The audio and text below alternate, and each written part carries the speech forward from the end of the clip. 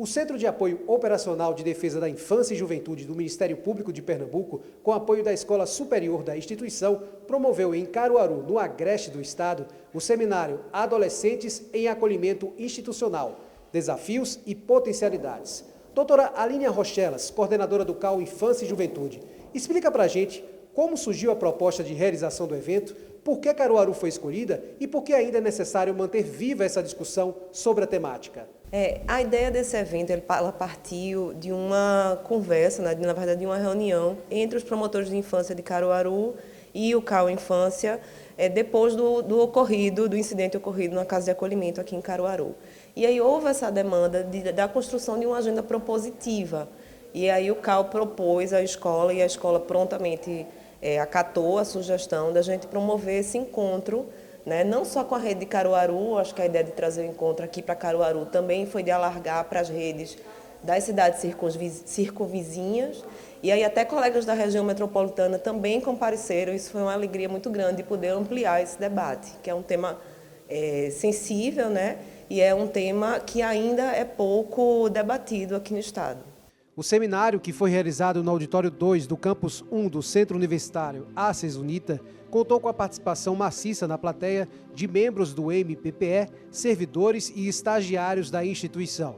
Diversos atores da Rede de Proteção dos Direitos da Criança e Adolescentes, desde assistentes sociais até conselheiros tutelares, também prestigiaram o evento, que foi marcado pelas palestras Acolhimento Institucional e Integridade do Atendimento, uma discussão ainda necessária. Um olhar para o adolescente em acolhimento, cuidado, desamparo e autonomia. E acolhimento institucional, a experiência com crianças e adolescentes com vivência de rua. O promotor de justiça e diretor da Escola Superior do MPPE, Frederico José Santos de Oliveira, comenta o papel da Escola Superior no fomento e apoio de eventos como os de Caruaru. A Escola Superior, como órgão auxiliar, é o braço científico e acadêmico do Ministério Público. Por isso, nós atuamos de forma interinstitucional e intersetorial, nesse campo específico, dando apoio às unidades internas do Ministério Público para planejamento, execução e avaliação pedagógica das atividades que são realizadas. A promotora de justiça, Silvia Amélia de Melo, primeira palestrante do evento, durante sua participação, trouxe aos presentes o relato sobre suas experiências na Promotoria de Justiça da Infância e Juventude de Caruaru. Ela também pontuou como o Estatuto da Criança e do Adolescente trata a temática de acolhimento. O que mais impacta é ver diariamente que a situação, por mais que a gente trabalhe, ela tem uma dificuldade de mudança real, né, especialmente dessa população que chega para o acolhimento, que é uma população extremamente vulnerável, e a gente vê que as violações de direitos elas continuam acontecendo. Então, a pandemia, por exemplo, ela trouxe um aumento muito grande de situações de abuso sexual. Isso tem implicância na questão também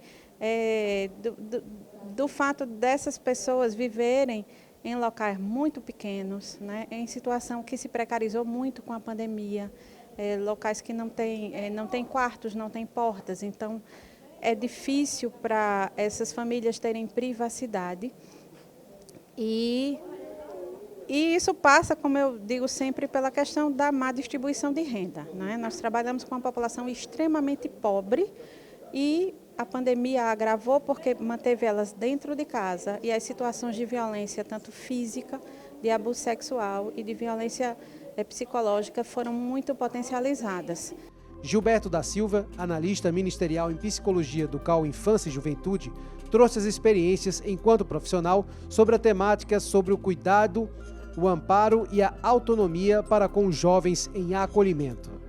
Os princípios metodológicos do atendimento ao adolescente e à criança em situação de risco que exigem a adoção da estratégia de acolhimento institucional ou familiar, em geral, eles dependem, no momento do acolhimento, de contarem com certas metodologias de trabalho em que haja um aporte de cuidado necessário. Essa foi a ênfase da minha apresentação, de forma a reconhecer as necessidades da criança e adolescente acolhido e também ampará-lo no direcionamento da sua vida para uma continuidade, um caminho mais adequado.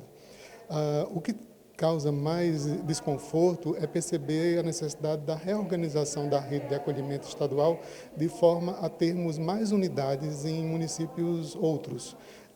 O acolhimento ele hoje é muito centrado, é muito localizado na capital, exigindo que crianças de diversos municípios sejam acolhidas na capital do estado. Por último, Januse de Alencar, coordenadora geral da Associação Beneficente O Pequeno Nazareno, OPN, em Pernambuco, trouxe um pouco sobre a rotina da associação no acolhimento a crianças e adolescentes com vivência de rua. Fundamental importância, a participação de uma instituição como o Pequeno Nazareno, que faz um recorte no atendimento da criança e do adolescente, especificamente da que está em situação de rua, porque ela é pouco vista, pouco debatida e pouco mostrada, mas ela está lá.